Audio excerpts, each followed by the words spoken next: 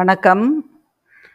7ஆம் வகுப்பு 2வது பருவம் பயிற்சி 3.2 பக்க எண் 60 பக்க எண் 60ல் உள்ள கணக்குகளை பார்ப்போம். கோடிட்ட இடங்களை நிரப்புக. அதாவது 1ஆம் இலக்க எண்ணு கேட்குறாங்க.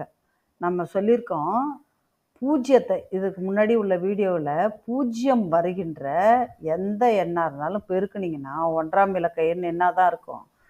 0 தான் இருக்கும். இங்கே 0 தான் இருக்கும்.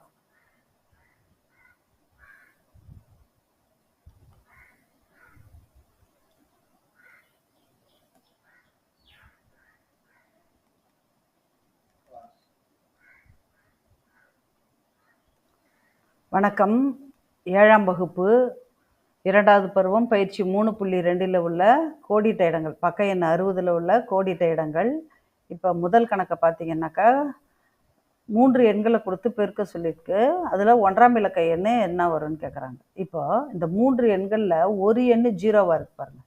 அதனால் 1ஆம் இலக்க எண் எந்த எண்ணை நீங்கள் பெருக்கினாலும் நீங்கள் 0ல் தான் முடியும். அதனால் 1ஆம் இலக்க எண் என்ன தான் வரும்? 0ல் முடியும். 2வது கணக்கு பாருங்கள். ஓர் அடுக்கு எண்ணின் அடிமானமும் அதனுடைய விரிவாக்கத்தின் 1ஆம் இலக்கமும் 9ஆக இருந்தால், ஒரு அடுக்கு எண்ணின் அடிமானம் 9, அதன் விரிவாக்கத்தின் 1ஆம் இலக்கமும் 9ன்னு சொல்கிறாங்க. அப்போ அதன் அடுக்கு ஒற்றைப்படை எண்ணாக இருக்கும். அந்த அடுக்கு எப்படி இருக்கும்? ஒற்றைப்படை எண், ஒற்றை எண்ணாக இருக்கும். அதாவது 9ன் அடுக்கு 1 இருந்ததுன்னா 9 வரும்.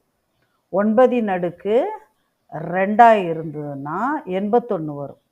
அப்போது அடுக்கு ஒத்தப்படையாக இருந்தால் 9 வரும், அடுக்கு ரெட்டப்படையாக இருந்தால் 1ல் முடியும். அதன் அடிப்படையில் ஒரு அடுக்கு எண்ணின் அடிமானமும் விரிவாக்கத்தின் 1ஆம் இலக்கம் எண் 9ஆக இருந்தால் அதனுடைய அடுக்கு ஒற்றை எண்ணாக இருக்கும். இப்போ அடுத்தது பொறுத்துக்க பார்ப்போம்.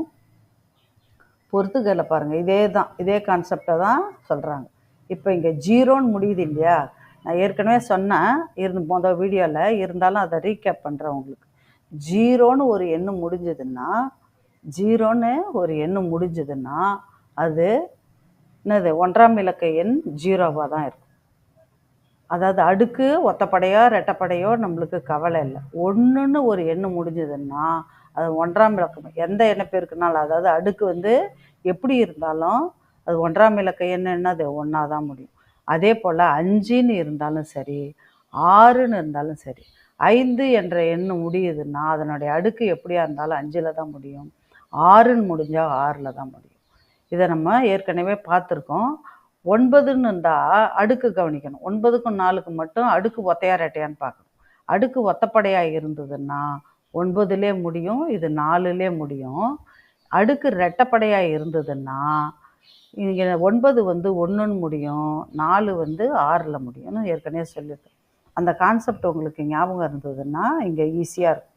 இப்போ 0ன்னு இப்போ முடியறதால உங்களுக்கு இது என்னது? 1ஆவது விடையாக வரும். இப்போ பாருங்கள், 1ன்னு முடியுதா?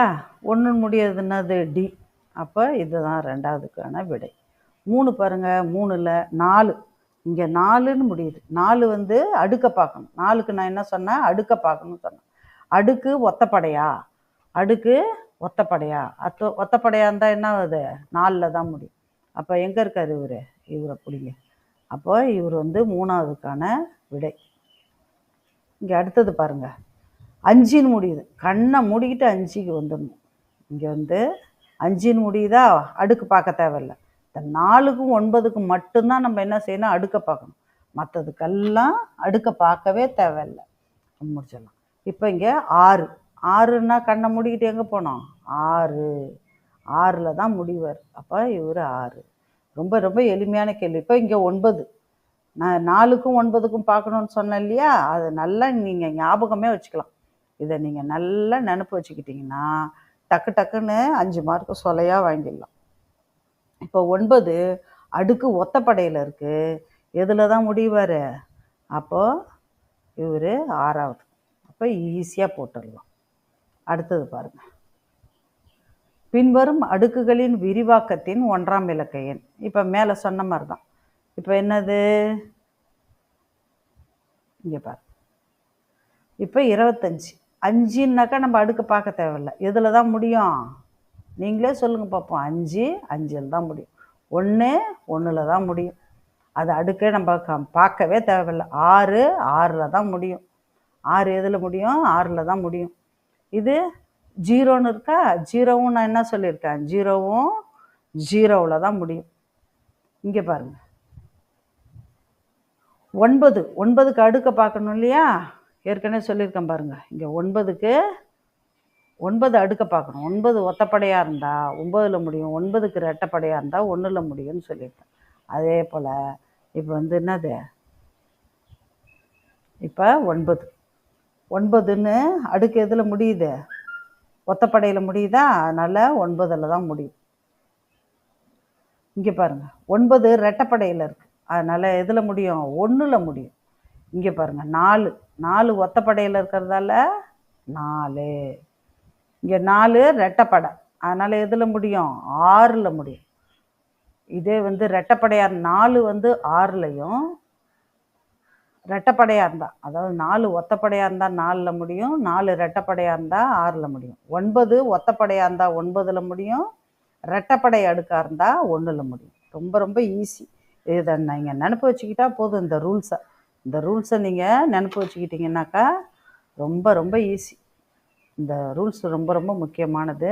அதை நீங்கள் நினப்பு வச்சுக்கிங்க. அடுத்தது பாருங்கள், 4வது கேள்வி. பின்வரும் எண் கோவைகளில் 1ஆம் இலக்க எண்ணை காண்க. 1ஆம் இலக்க எண்ணை காண்க. இங்கே பாருங்கள், இது 4ல் முடியுது, ரெட்டைப்படை அடுக்காக இருக்குது. அப்போ எதில் முடியும்னு சொல்லியிருக்கேன்? 6. இங்கே பாருங்கள், இங்கே என்னது? 5 நம்ம அடுக்க பார்க்க தேவையில்லை. 6 அடுக்க பார்க்க தேவையில்லை. 6 + 6 12, 12 17. அப்போ 1ஆம் இலக்க எண் என்னது? 17. இங்கே பாருங்கள், 1000 10,000 10,000ன் அடுக்கு 10,000. நீ எந்த அடுக்காக இருந்தால் நம்மளுக்கு என்ன? 0ல் முடியுது இல்லையா? அதனால் 0. இங்கே 1ல் முடியுது. 11,111. அதே போல் 11,111 அடுக்கு எவ்வளோ வேணால் போட்டுக்கோ, நம்மளுக்கு ஈஸியாக. 0 + 1 = 1. அப்போது நம்மளுக்கு 1ஆம் இலக்க எண் மிக அருமையாக ஈஸியாக நம்ம கண்டுபிடிக்கலாம். அடுத்தது பாருங்கள், அடுத்ததாக கொள்குறி வகைகளை பார்க்கலாம். தேங்க்யூ. அடுத்த வீடியோவில் பார்க்கலாம்.